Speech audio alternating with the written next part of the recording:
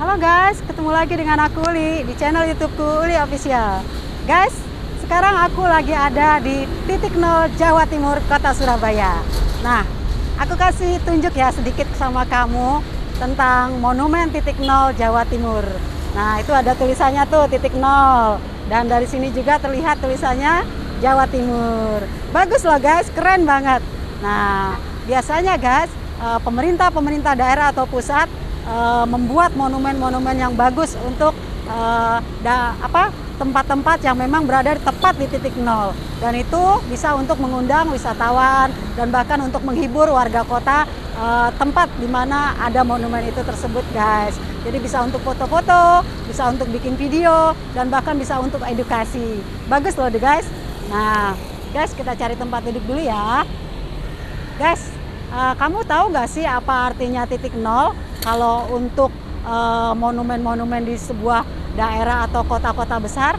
Nah guys, yang aku tahu ya, kalau titik nol itu artinya adalah jarak tolak ukur suatu pusat kota ke tempat daerah-daerah lainnya guys.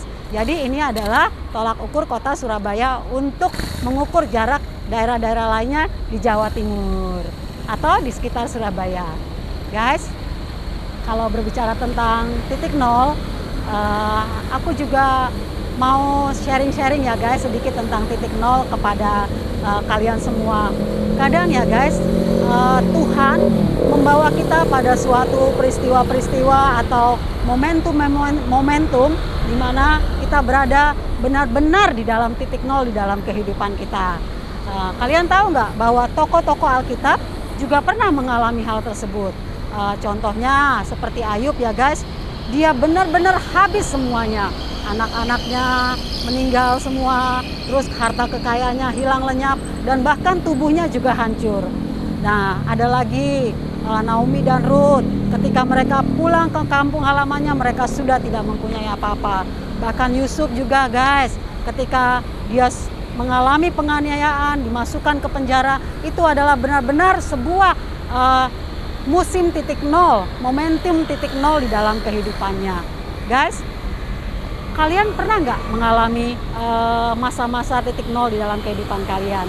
Tentu kita semua manusia pernah mengalami masa-masa titik nol di dalam kehidupan kita. Mulai dari kecil kita juga sudah pernah mengalami itu loh guys.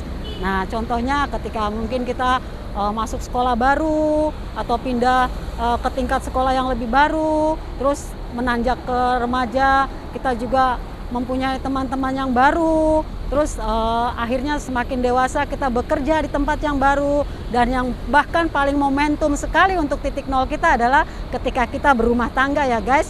Kita berkeluarga, itu juga adalah sebuah momentum yang luar biasa di mana kita harus memulai sesuatu yang baru.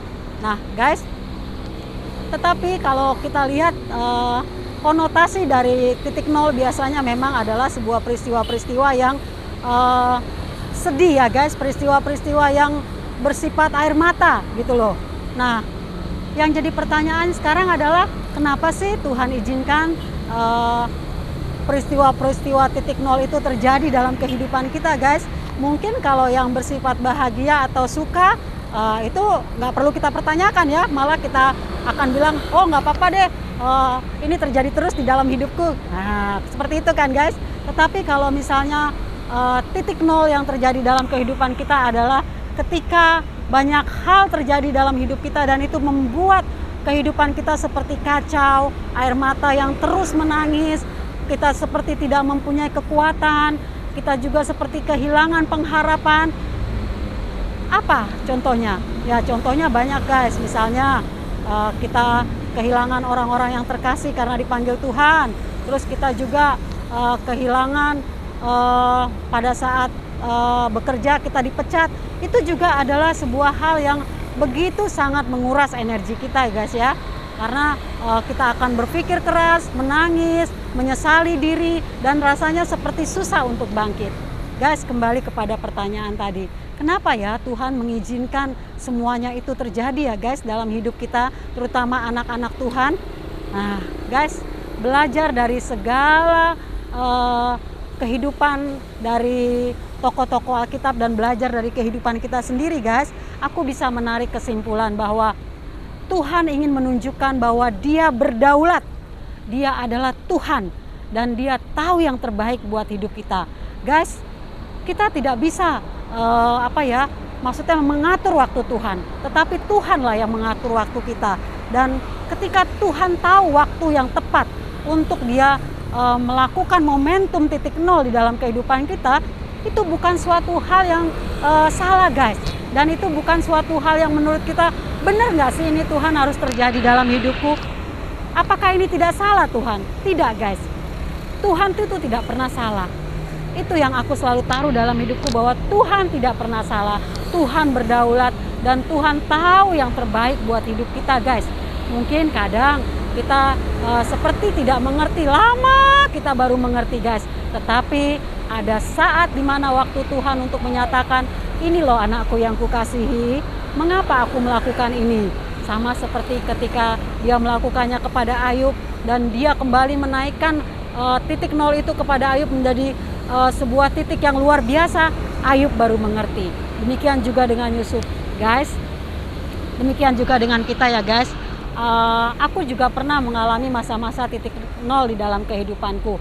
Tetapi akhirnya aku bangkit dan mengatakan bahwa Tuhan, aku percaya kepadamu. Aku percaya apapun yang Tuhan rancangkan dalam hidupku itu adalah yang terbaik. Dan aku tidak pernah meragukan Engkau Tuhan. Aku tidak pernah menggugat apapun yang Tuhan berikan di dalam kehidupanku.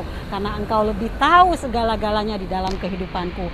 Sama seperti Raja Daud tuh yang menulis di dalam kitab Mazmur, ketika aku berjalan dalam lembah kekelaman, aku tidak takut bahaya. Sebab Engkau besertaku. Gadamu dan tongkatmu itulah yang menghibur aku. Guys, ketika kita mengalami titik nol di dalam kehidupan kita, ingat ya guys, bahwa ada Tuhan yang selalu di samping kita, memegang tangan kita, menyertai kita, dan ingatkan diri kita sendiri bahwa Ia adalah Allah Immanuel yang selalu beserta kita dan tidak akan pernah meninggalkan kita. Gadamu dan tongkatmu yang melambangkan penyertaan Tuhan, pemeliharaan Tuhan, itu yang akan terus ada di dalam kehidupan kita. Jadi ketika titik nol itu terjadi dalam hidup kita, jangan biarkan kita terpuruk terus di dalamnya. Tetapi mari kita melihat bahwa Tuhan sedang melakukan yang terbaik dalam hidup kita. Yang perlu kita lakukan adalah hanya percaya dan menyatakan, jadilah kehendak-Mu Tuhan atas hidupku. Aku percaya Engkau berdaulat. Aku percaya Engkau tahu yang terbaik dalam hidupku. Oke guys, begitu dulu ya sharingku di titik nol kota Surabaya ini. Dengan aku Uli, di channel YouTube Uli Official, bersama hal-hal kecil di sekitar kita, kita bisa merasakan kebaikan Tuhan dalam hidup kita. See you guys, Jesus bless you.